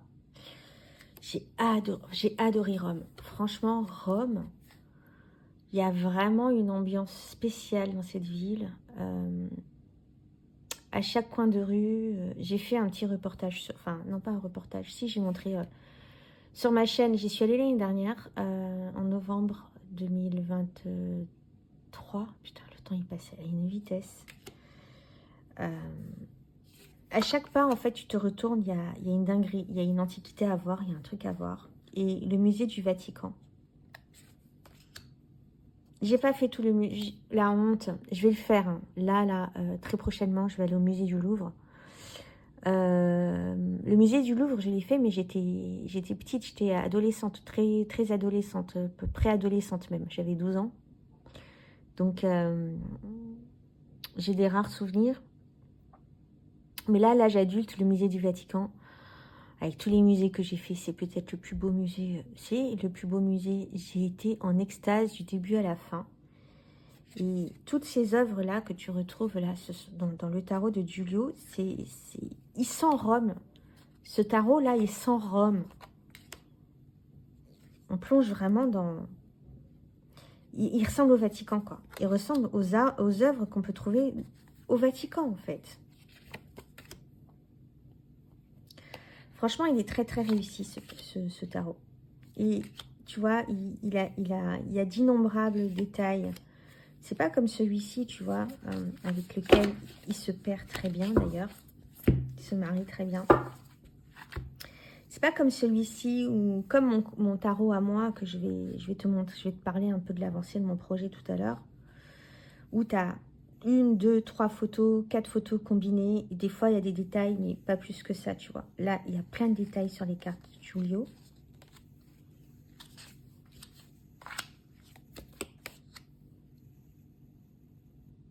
Tu vois, il a découpé, je sais pas combien d'éléments sur chaque carte. Il est à l'envers en plus. Chevalier de coupe. Chariot. J'adore cette carte supplémentaire de la vie. La douleur, la haine, les plaisirs, la vie, la mort, l'amour. Magnifique. 9 de coupe. Donc tu vois... oh, pardon. Ils se perdent très bien tous les deux aussi. Franchement. Bravo Giulio pour ton taf. Franchement, tu as fait un superbe boulot. J'adore. Il se marie très bien aussi avec... il est de l'autre côté de la pièce là, mais le tarot de Johanna, le scarabée et Dahlia Tarot, dont je parle souvent. Petit scarabée. Toujours pas fait le collier. Je vais le faire. Faut que j'aille chercher les chaînes. Je pense que j'irai cette semaine. Elle est trop drôle, cette carte. Bon, j'en ferai une review du tarot de Giulio. Comme tous les autres tarots dont je dois faire des reviews. Mais, mes amis, c'est long je reçois des coups de fil là, de je ne sais pas qui. Ils font chier un peu, hein, les démarcheurs par téléphone, là. Ils m'appellent 50 fois par jour. J'ai tellement de reviews à faire. Et qui dit faire une review veut dire... ouais, je vais le faire. Se poser. C'est juste... Mais j'ai un peu de temps devant moi en ce moment. Donc je pourrais le faire, mais... Juste, il faut savoir que je suis une grande flemmarde et que j'adore rien faire. J'adore rien faire. De quoi je voulais te parler d'autre? Je regarde sur ma liste. Tac, tac. Les jeux. Sortie, ok. Ah oui, je voulais te parler d'une chose aussi. J'ai fait une expérience. J'ai fait une expérience assez extraordinaire avec le tarot du Béline, le tarot de Béline. Je bosse en ce moment sur mon jeu, tu dois le savoir, le tarot Accumulation sur ma tablette. Donc, j'ai un stylet, d'accord. Comme je suis une flemmarde, je bosse sur mon canapé. Et donc, avant-hier soir, j'avais laissé mon stylet accroché sur la tablette, comme ça, pour qu'il charge sur le côté, mais il a son petit réservoir. Et à charger, tu vois. Et donc, voilà. Hier soir, je veux récupérer ma tablette pour bosser. Je cherche le stylet partout. Je ne le trouve pas. Alors que la tablette n'a pas bougé de mon canapé. Et puis, je ne vois pas où j'aurais pu mettre le stylet. Enfin, bon, bref. J'ai retourné la maison. J'ai fouillé partout. J'ai enlevé les coussins du canapé. J'ai soulevé le tapis. Je suis allée regarder dans toutes les pièces, etc. Au bout de 2 heures, je me suis dit, bon, qu'est-ce que je fais? Je vais prendre un tarot pour demander au tarot où est mon stylet? Où est mon fameux stylo? Mon fameux stylet, pardon. Je me suis dit, je vais prendre un tarot de Marseille. Parce que j'ai lu à plusieurs endroits, en fait. Je crois que c'est chez... Comment elle s'appelle?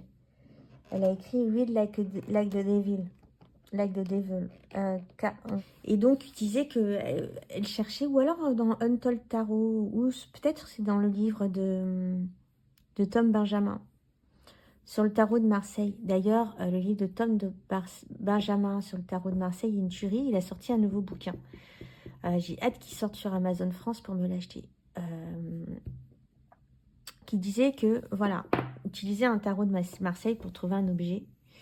Et donc, je me suis dit, je vais utiliser le tarot de Béline. Parce que le Béline, c'est mon petit chouchou oracle depuis un certain temps. Je parle tellement que j'ai soif. J'ai pas fini la vidéo, va faire 5 heures. Ça fait 50 fois que je la répète. Je suis désolée. J'espère que tu as du temps devant toi. Et donc, l'oracle de Béline, c'est mon petit chouchou, c'est mon sniper. Ceux qui utilisent le Béline le savent que c'est un sniper de ouf. Et donc, je tire 3 cartes, qui sont celles-ci. Où est mon stylet? D'accord? Donc, je vois cette carte-là. Je me suis dit, il est coincé entre 2 trucs, là. Il est coincé quelque part. Je vois l'étoile de la femme, je me suis dit, bon, avec cette étoile, il est pas sur ma tête, mais il est peut-être sur un meuble, il est peut-être au-dessus de quelque chose, tu vois. Ouais, il est peut-être au-dessus de quelque chose. Donc j'ai regardé sur tous mes buffets, où il y a mes livres, etc., qui sont à portée de main, le bar, voilà, j'ai pas trouvé le stylet. Et ensuite, je vois ce bateau-là avec l'eau, et je me suis dit, il est peut-être à côté d'un point d'eau. Donc, à côté, je sais pas, dans la salle de bain, de l'évier. Peut-être que je suis allée faire pipi et que j'ai laissé le stylet dans les toilettes. à côté de l'évier dans la cuisine. Je regarde partout, j'ouvre tous les tiroirs et tout. Pourquoi il serait dans un tiroir? Je regarde même dans la poubelle. Non, pas là. Je dis, mais où est-ce qu'il est, ce putain de stylet là? Donc je vais rasseoir dans le canapé et tout. Et je me suis dit, déjà, je suis allée regarder s'il était toujours connecté en Bluetooth sur ma tablette. Je me suis dit, s'il est toujours en Bluetooth, c'est qu'il est dans la maison. Je ne l'ai pas, tu sais, on ne sait jamais, hein, des fois on fait des trucs... sans être présent. On fait énormément de choses sans être présent. D'ailleurs, ça, c'est une pratique aussi que je mets dans ma vie régulièrement, de faire les choses en présence. Parce que des fois, tu vois, par exemple, tu fermes... Il y a des choses que tu fais machinalement où tu n'es pas présent dans ton corps. Et travailler la présence, ça se travaille à tous les instants. Même quand tu fais ta vaisselle, même quand tu prends ta douche, même quand tu fais caca. Je suis désolée, je suis trop brute des fois. Voilà, donc j'ai pu le mettre dans la poubelle sans faire exprès. Et s'il est dans la poubelle, déjà dans le local à la poubelle, il est plus connecté à ma tablette. Mais s'il était encore connecté au Bluetooth, c'est qu'il était dans la maison. J'ai dit ok. Bon, je me suis assise sur mon canapé et je me suis dit, il est coincé entre deux trucs. Il est peut-être coincé entre deux coussins du fauteuil, du canapé. Même si je l'avais déjà fait 15 fois, j'ai refait les coutures entre les coussins, etc. Rien. Et à un moment donné, je me suis dit, des fois, il y a des trucs... Tu sais, j'ai un oreiller sur mon canapé. Et tu sais, dans les thés d'oreiller, tu as l'espèce de doublure là que tu rabats sur l'oreiller pour vraiment fermer l'oreiller. Tu rabats sur le coussin d'oreiller pour vraiment... La doublure de la thé que tu rabats sur le coussin d'oreiller pour fermer le coussin, en fait. Fermer l'oreiller. Et je me suis dit, il est peut-être coincé dans le coussin. Il est peut-être coincé dans ce fameux truc où j'ai déjà coincé des objets là-bas, dans cette fameuse doublure de thé d'oreiller. Et bingo, il était là-bas. Et là, je suis revenue sur mon jeu et j'ai dit, je vais analyser. Alors oui, il était bien coincé entre deux trucs. L'oreiller, on le met sur ou sous la tête? Sous la tête de l'étoile de la femme, ça c'est moi, c'est mon oreiller. Je pose ma tête sur l'oreiller, tu vois. L'oreiller aussi, c'est l'endroit. Alors l'eau, pour moi, c'est l'intuition, c'est les émotions, c'est les rêves. L'eau, on flotte. Avec la lune, on est vraiment sur les émotions, les intuitions, le rêve. C'est l'endroit où tu poses ta tête et tu rêves. Quand tu poses ta tête sur un coussin, tu dors et tu rêves. Et je me suis dit, mais le tirage, là, si je l'avais bien interprété, je l'aurais trouvé d'un coup, en fait, qu'il était coincé dans mon oreiller. Tu vois? J'ai trouvé ce tirage de ouf. Je sais pas qu'est-ce que tu en penses, mais je voulais le partager avec toi parce que le Béline, je le découvre de jour en jour et il me bluffe de plus en plus. Je l'adore. Je l'adore, mon petit Béline. Voilà. Je voulais te parler de ça. Et le dernier truc dont je voulais te parler, avant de te laisser jusqu'à la semaine prochaine. En tout cas, tu as de quoi regarder. J'espère que tu es encore là. Et si tu es encore là, tu es super courageuse ou courageux. Me revoilà. J'avais eu un petit bug. J'avais plus de place sur ma... Je suis passée au café.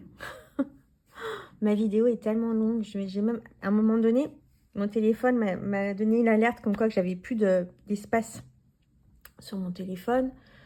Et donc, du coup, j'allais faire un peu de vide dans mes vidéos, etc. Et j'ai regardé où j'en étais dans la vidéo pour pouvoir savoir où j'ai été coupée, pour revenir à l'endroit où j'étais. Bref. 1h30 à parler, j'en perds mes mots. Déjà que c'est pas... Bref. Et donc, je vais sur la fameuse vidéo.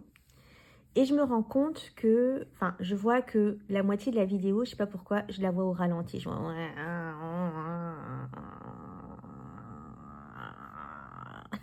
Tu vois? Et je me suis dit, merde. Et ça à partir de 5-7 minutes de vidéo. Jusqu'à la fin. Je me suis dit, putain, mais qu'est-ce qui s'est passé et tout. 1h20, 25 de vidéos avalées. Oh, je vais devoir tout refaire et tout. Donc, après 5 minutes, choquée, sous le choc, de dire, putain, mais qu'est-ce que j'ai fait? Mais qu'est-ce qui s'est passé? Je suis allée me faire un café et tout. Et je me suis rendu compte que, en fait, au bout de quand même d'une bonne demi-heure, je sais pas qu'est-ce que j'ai fait quand j'ai enlevé le téléphone du trépied. Je sais pas quel bouton j'ai appuyé, mais en fait, je visualisais en mode ralenti sur une partie de la vidéo. Et là, j'ai vu qu'en fait, rien n'était perdu. Gros soulagement. Parce que refaire 1 minute 21 de vidéo, où j'étais très inspirée, dis-moi. J'ai beaucoup parlé. Ça allait être compliqué. Donc, je te parlais de mon projet Tarot of Emanation, qui est là. Donc, il est terminé. Je vais te montrer quelques cartes là. Il est terminé. Ça va être la boîte. Donc, Tarot of Emanation. Pourquoi Tarot of Emanation? Parce que nous sommes, c'est pas pour moi, tout le monde le sait, j'espère que tu le sais, que nous sommes une part divine, une émanation de la création, de la source, de Dieu, appelle-le comme tu veux. Moi, je vais l'appeler la source, le divin, voilà. Nous sommes une émanation du divin et nous sommes incarnés sur Terre, parce qu'il y a plein de planètes, il y a plein de plans différents à aller explorer.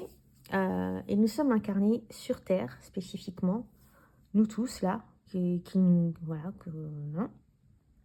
dans un corps de chair, notre véhicule, notre temple, comme je disais tout à l'heure quand je parlais du Goddess of Love Tarot, et voilà. Et nous sommes enfermés dans cette espèce de boucle. Nous sommes incarnés sur Terre où tout est cyclique, tout est en forme de boucle, où le serpent se mord la queue, et c'est un éternel recommencement. Même des fois, nos incarnations sont des éternels recommencements. Ça, c'est ma vision des choses. C'est comme ça que je conçois les choses. Et nous sommes, donc tu vois, cet être-là, pour moi, c'est une émanation. C'est pour ça que j'ai fait cet être un peu lumineux qui marche, qui va vers l'horizon. Pour moi, j'adore l'élément de l'eau. Même si je suis terre-terre, je suis taureau ascendant capricorne. L'eau, j'adore l'eau. Et la mer, spécifiquement la mer. Je suis une folle de l'océan, de la mer en règle générale. Surtout de l'océan. Parce que la mer Méditerranée, c'est beau, mais l'océan, c'est mieux. Et donc, j'ai fait 3 coris, comme ça. 3... donc, tu as bien compris que ça, c'est notre incarnation, c'est la Terre, c'est là où tout est cyclique, tout tourne en rond. Et ces 3 coris représentent pour moi le corps, l'âme et l'esprit. Ce sont, dans la chrétienté, on dit au nom du Père et du Saint-Esprit, au nom de... C'est quoi déjà votre truc là? La croix? En tout cas, c'est une trinité. M'en veux pas, je suis pas chrétienne. Au nom du Père, du Fils et du Saint-Esprit. Voilà, la Trinité. Et pour moi, cette Trinité, c'est notre esprit, notre corps et notre âme. Et le combo des 3 fait de nous un être divin, incarné sur Terre. Donc voilà pourquoi le Tarot of Emanation. 5 minutes pour t'expliquer ça. Et donc ça, c'est le dos de la carte. Ça, c'est les côtés de la carte. Le dos pas de la carte, de la boîte. Donc le prototype de la boîte est sur mon ordinateur. Et ça, c'est le texte que j'ai mis derrière. Donc le tarot de l'émanation est une expression de ma vision personnelle de la vie et du monde. Nous sommes tous des émanations divines incarnées sur notre terre pour vivre une expérience unique liée par des lois et les mystères de notre terre, de notre planète particulière. Chaque carte de ce tarot est un miroir de notre voyage, autant spirituel et sur Terre et matériel, jonché de challenges et de moments de révélation. Ils vont t'aider tout au long de ton chemin à voir au-delà des apparences et te reconnecter à ton essence propre, à ton essence véritable. Voilà, ça c'est ce qui va être le petit résumé qui est au dos de la carte. Bien sûr, mon nom avec la date et le copyright. Et ça, c'est le dos de la carte. Bien sûr, avec mon Cori-Chéri. Tu connais, ça c'est la carte du fou. Donc pourquoi la soucoupe volante? Parce que nous sommes un des êtres qui avons été déposés sur Terre. Nous sommes des extraterrestres. Parce que notre origine n'est pas de la Terre. Hein. Nous sommes des êtres humains, mais nous sommes incarnés sur Terre. Donc des extraterrestres, dans le sens pur et étymologique du mot extraterrestre. D'où la soucoupe volante. Le fou qui a le visage voilé avec son petit bagage avec lui et la rose. Bon, tout ça j'expliquerai si tu me suis sur Instagram. Ça c'est la prêtresse, l'empereur. Ça c'est la carte de la polarité. Pourquoi? Parce que la Terre c'est une terre de polarité, d'opposé. Tout est opposé sur la Terre, le bien, le mal, le noir, le blanc, la nuit, le jour, la lune, le soleil, le bien, le mal, je l'ai déjà dit, le féminin, le masculin. Tout est en opposition. Et tout est opposé et tout est inversé. Nous sommes dans un monde d'opposition et nous sommes dans un monde d'inversion. C'est pour ça que toutes les diableries qui se passent dans le monde, on nous fait croire que c'est pour notre bien. On va nous dire aujourd'hui, il faut faire la guerre pour avoir une paix durable. C'est quoi ces conneries? C'est ce qu'ils nous racontent, hein, les farfelus là, qui pensent, qui nous gouvernent et qui pensent, qui croient qu'on est con et qu'on gobe leurs conneries. Il faut faire la guerre pour une paix durable, faire la guerre pour avoir la paix. Si ça c'est pas une inversion de valeur, qu'est-ce que c'est? Et ça, tout est dit clairement. Hein. Tu les écoutes, ils disent tout clairement, mais les gens vont croire que oui, sa langue a fourché, ils ne pensaient pas ce qu'il a dit. Non, non, non, ils savent très bien ce qu'ils font. Bref. Le chariot, avec Kepra. La roue de fortune. Non, fortune. Moi, je l'ai appelée fortune. Je te montre les cartes comme ça. Je vais m'en arrêter sur quelques-unes. Ça, c'est la maison Dieu, que j'ai appelée, j'ai rebaptisé la maison de l'esprit. C'est nous, quand l'esprit nous touche, quand on se rend compte qu'on est des êtres divins et que l'esprit nous touche comme ça, on est fracassé par la réalité, on a toutes nos anciennes structures qui s'effondrent, on échappe à l'ordinaire pour aller vers l'extraordinaire. Escape the ordinary. On échappe à l'ordinaire pour aller vers l'extraordinaire. Notre vie, en fait. Parce que l'ordinaire, c'est ce qu'il y a sur Terre, c'est la normalité, c'est les conventions, c'est... Bref, j'ai tellement de choses à dire sur ce tarot. Là, c'est l'étoile. Donc, en fait, j'ai fait ce tarot une fois, 2 fois, 3 fois. J'ai rajouté des choses, Encore et encore. Il y a des choses à dire sur cette carte du monde aussi, mais si je m'attarde sur chaque carte, on n'en est pas sorti. Je ferai une vidéo, quand j'aurai le tarot entre les mains, je ferai une vidéo pour expliquer vraiment, m'étendre sur l'explication de chaque carte. Donc, le chevalier de l'amour. Il est trop beau, mon chevalier. Je le kiffe. Ça, c'est la reine. Donc j'ai mis des mots-clés sur les arcades mineurs, comme tu peux le voir. Ça c'est le roi. Le roi de coupe du coup. Ça c'est l'as. L'as d'épée, que j'ai appelé la suite de Psyche, la psyché. Donc voilà. Et j'ai repris beaucoup de cartes dernièrement encore. J'ai encore modifié des cartes. Je modifie encore et encore et encore. À un moment donné, je me suis dit, il faut que j'arrête. Et puis bon, au moment de mettre les cartes sur MPC, qui va être la plateforme où je vais faire mon premier prototype. Parce qu'ensuite, je ne sais pas si je vais refaire un prototype ou pas avec mon imprimeur définitif une fois que j'aurai commencé ma campagne de financement participatif. Mais là, il faut que j'ai les cartes en main pour me rendre compte vraiment du truc. Mais je pense pas que je ferai un prototype avec les cartes découpées. Peut-être qu'ils vont m'envoyer les preuves version papier, j'en sais rien. Parce que faire un prototype chez ton imprimeur définitif, ça coûte très très cher. Dernière fois, quand j'ai fait le prototype pour le Estrella Tarot, ça m'a coûté 200 balles. Sans compter les 35 ou 50 euros de frais de port de Chine, parce qu'ils t'envoient ça via UPS, tu vois.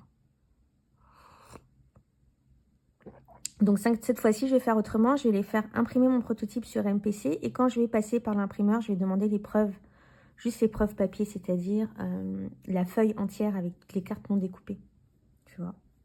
Et je vais faire aussi un prototype de la boîte. Le tarot va se présenter dans une boîte aimantée avec un livret. Et donc, tu vois, j'ai pas mal transformé les cartes. À chaque fois, j'ai dit, je vais faire différent, je vais faire différent. Et voilà, quand j'ai terminé de mettre les cartes sur MPC, sur le site, avant de payer et d'envoyer pour impression, je me suis dit, ah. Alors déjà, d'une, la dimension n'était pas la bonne. Donc, il a fallu que je redimensionne tout.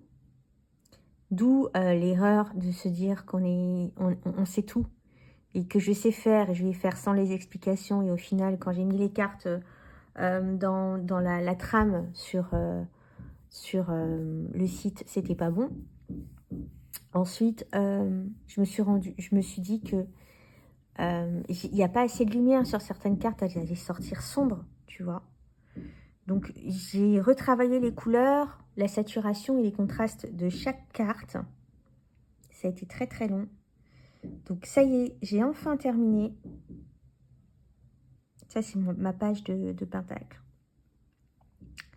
Et ce week-end, je le mets enfin sur MPC. Il y a 3 cartes supplémentaires. L'éveillé, donc celle qui est éveillée aux choses, mais celle qui est aussi éveillée à ses racines, ses origines, sa spiritualité, ses ancêtres, aux pratiques de ses ancêtres, tu vois. Bon, j'y reviendrai. Ça, c'est l'ordre du monde. Tu vois aujourd'hui qu'on est dans un système pyramidal comme ça. Et je ne sais pas à quel niveau tu es. Et tu es régi par les dieux au-dessus qui font la loi. Et qui gèrent le monde. Les entités qui gèrent ce monde. Et juste en dessous, tu as les gouvernements, les institutions qui sont là. Pour tout faire pour qu'on reste dans cette pyramide-là et qu'on continue à générer de l'énergie pour nourrir ces dieux et ces déesses, ces entités-là qui sont au-dessus. C'est l'ordre du monde. C'est l'ordre du monde et aujourd'hui, ils veulent que cet ordre, ils veulent encore plus nous serrer la ceinture. La carte de la sérénité, parce que bien sûr, dans le monde dans lequel on vit, dans lequel on va, si tu n'as pas ta sérénité, si tu n'as pas ton centre, tu es juste foutu, tu vas te laisser broyer, tu vas devenir fou. Ça, c'est la carte de l'émanation divine, c'est-à-dire nous. Tu vois, quand tu as touché ton émanation et tu as compris, que tu as intégré que tu étais un être divin, vraiment, mais l'intégrer dans toutes tes cellules et tout, tu comprends que tu n'es pas un être différent. Tu es juste un être qui a intégré sa divinité. Et là, je te jure que tu vois les choses vraiment différemment. Tu vois le monde différemment. Donc voilà, Ça, c'était la petite parenthèse pour la suite de mon projet. Donc, la suite de mon projet, ce week-end, je l'envoie sur MPC. Je vais profiter pour acheter les jeux de Rose Bay. Le Lacrimosa Tarot. Ah, j'ai trop hâte. Je vais sûrement prendre son oracle aussi. Faut que je m'arrête d'acheter. Et les jeux de Chanel D, je sais pas. Il y a plusieurs jeux qui me tentent sur Making Playing Cards. Mais avant tout, il faut que je fasse le mien. Et je vais prendre celui de Rose Bay. Ça, c'est sûr, le Lacrimosa Tarot. Sûr et certain. Voilà, écoute, j'en ai terminé pour cette très longue vidéo. J'espère que ça t'aura plu, que tu as passé du bon temps en ma compagnie. Et je te souhaite du coup un bon samedi, un bon week-end, une bonne semaine. Et je te dis à la prochaine pour une prochaine vidéo. Bye bye.